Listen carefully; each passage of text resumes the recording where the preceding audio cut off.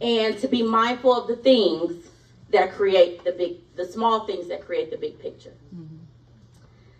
Two people can be credited as the backbone to my role in educational leadership. My grandfather, Papa Curtis, and my mother, the late Denise Lyons. My grandfather, Curtis Barnes Sr., was a philosopher, he was a teacher, and he was an artist. As a family, we lived for nights. We used to have these things called sessions. And everybody would come to my grandparents' house. Now, their house ain't but this big. But they would all come to the house, and we'd go to the basement, we'd paint, we'd listen to music, and we'd have conversations about worldviews. I mean, it was something that I thought everybody did, right? And so, imagine to my surprise, my husband comes over when we're dating for the first time. He's like, your family's weird. And I'm like, what you talking about? This is what we do. This is what we do. He's like, yeah, it's not what everybody does. And so, as a child, that was my norm. And it wasn't until I got much older that I realized how rich of an experience that was. He cultivated something in that basement that stuck with me for the rest of my life.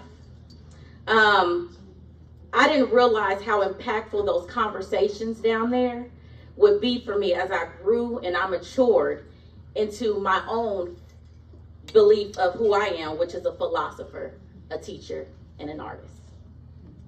My mother, devout educator. She lived within the confines of a school building for the entire duration of her career. My mother loved work so much and thought I should be in a school so much that when I thought I could be sick and spend a day at home or with my grandparents, she'd be like, well, you're going to be in a school. So you're going to be at my school or you're going to be at your school, but you're going to be in a school. And so I lived by that. I stayed in the school, which is probably why I became an educator anyway. I was like, well, this is the only way to go. But I watched her. I studied her. I watched her elevate from an art teacher to a curriculum director, to a principal, to a district administrator. I watched her. With every change, she kept one thing at the nucleus: children. She did it gracefully. She did it effortlessly, and with everything that she had.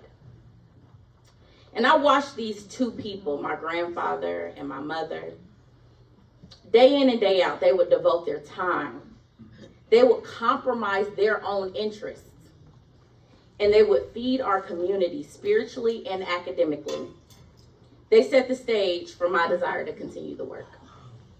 I completed my undergraduate at Bowling Green State University, go BG, by the grace of God, because you know it's a party school. And I was hired as a teacher in Rio de Janeiro. My mother, I went in for an interview to go to Texas, and they said, well, we don't think you're a good fit for Texas, but we do have a spot in Rio. Would you be interested? And in the interview, I said, well, I got to ask my mom. She said no, and then said, call your grandfather. I returned back to the States in May of 2011 after my grandfather experienced a life-altering fall. And so since being back, I have taught in 3 districts, and I have led as an administrator in one of the districts as a building level administrator and a district level administrator. 13 years in education and a life of instilled values for education from my mother and my grandfather. I have 3 takeaways of what leadership means and what it looks like well done that I have learned from them and my experiences along the way. Number 1, don't ever make a move that is not aligned to the why. Always remember why you do what you do. Mm-hmm. And I love the Simon Sinek quote, happiness comes from what we do, but fulfillment, it comes from why we do it. Mm-hmm. The next one is, give more than you take. My mother always reminded me of this. Don't take what you don't need. But she always said this last thing, and it stuck with me. Make sure that if you can spare it, spare it. We work hard to ensure that I work hard to ensure that the life that I live is that of servitude. This can look different from day to day. It's not always the same, but giving back to the community is possibly the greatest way to give. I would implore anyone that is interested, has time, may want to give time and volunteer back into a school. Mm-hmm. Mm-hmm. We need you. Yes.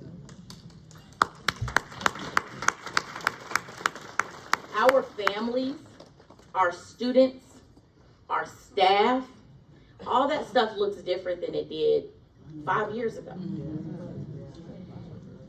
They're different in so many ways, but one of the biggest things that I'm noticing is the community.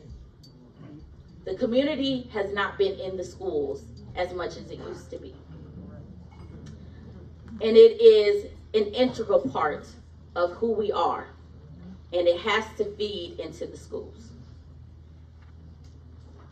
The last one, leave whatever you touch better than you found it. Yes.